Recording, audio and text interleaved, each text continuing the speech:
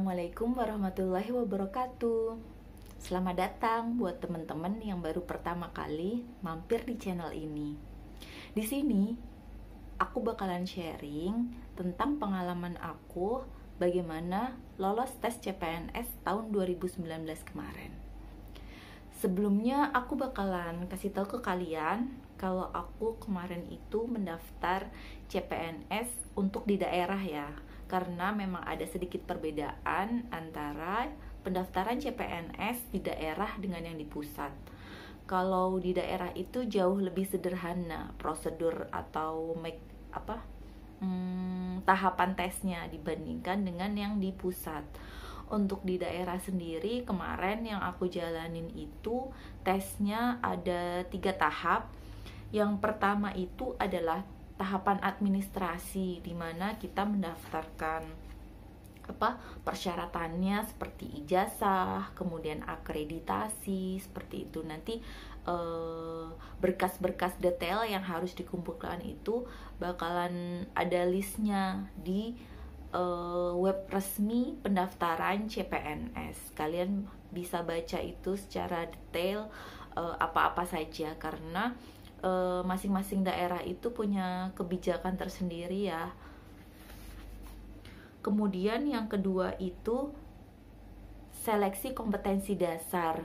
Di sini materi yang diujikan antara lain TWK, TIU, sama TKP. Untuk penjelasan detail seperti apa itu soal-soal TWK, TIU, dan TKP, kalian bisa simak di video aku yang selanjutnya ya. Aku bakalan share secara detail contoh-contoh soalnya seperti apa. Dan yang ketiga yaitu seleksi kompetensi bidang.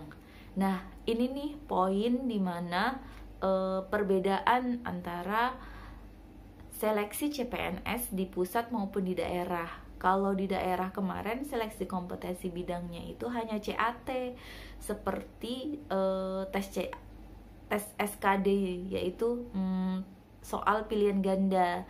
Sementara kalau di pemerintahan pusat itu bisa bermacam-macam seleksi kompetensi bidangnya. Ada yang praktek komputer misalnya, atau praktek mengajar untuk guru ataupun dosen, seperti itu.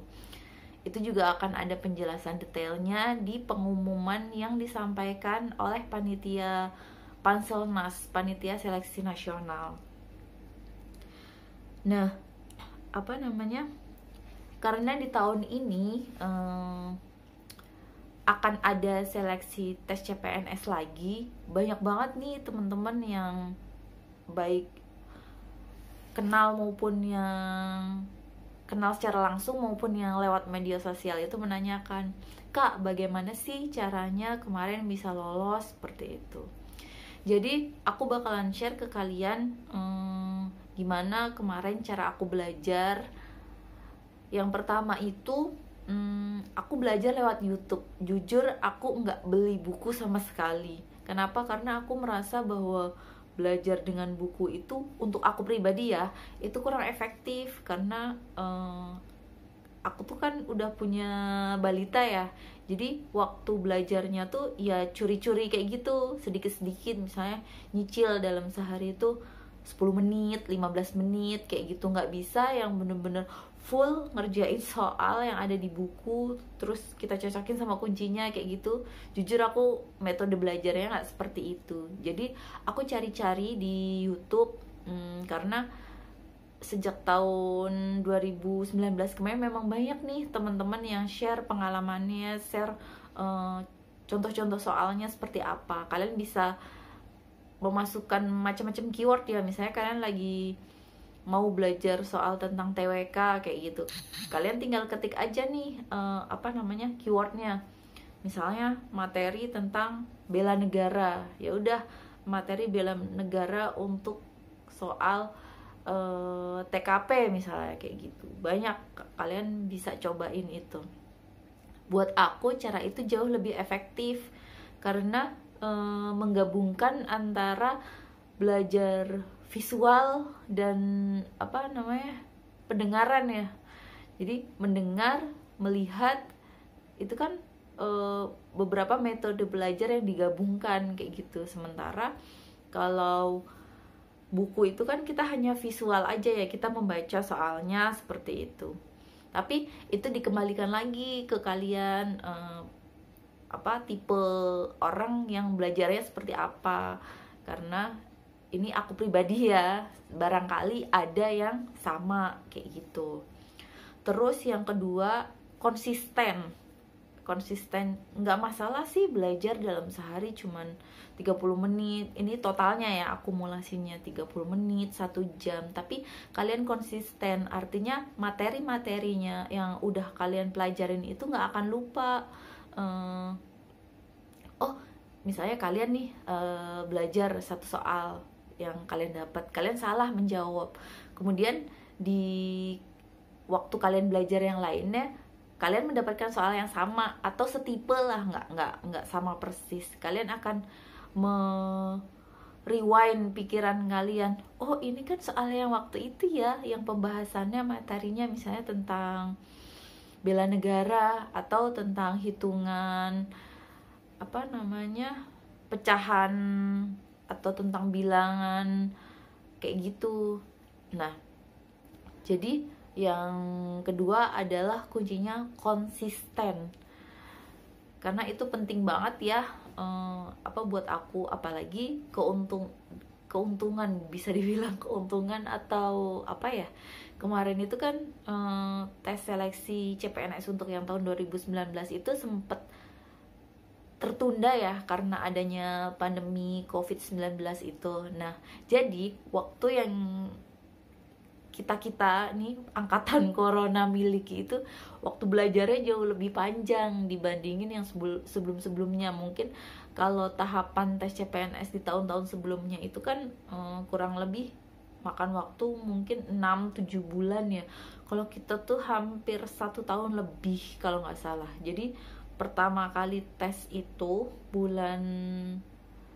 pembukaan itu bulan September. Nah, tes pertama kali, tes SKD itu, jadi bulan September itu pendaftaran, terus pengumuman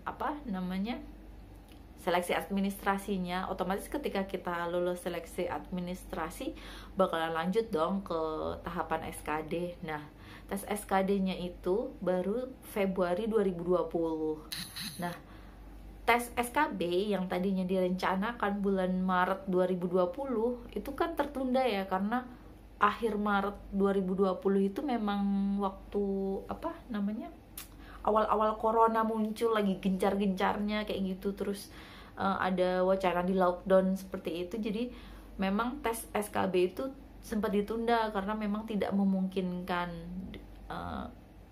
Proses penundaannya pun kan nggak ada kepastian ya, maksudnya ditunda berapa lama, sebulan, 2 bulan kayak gitu tuh nggak ada. Jadi itu tuh bener-bener istilahnya ujian kesabaran lah buat kita nih yang waktu itu jadi peserta yang dinyatakan lolos tes SKD.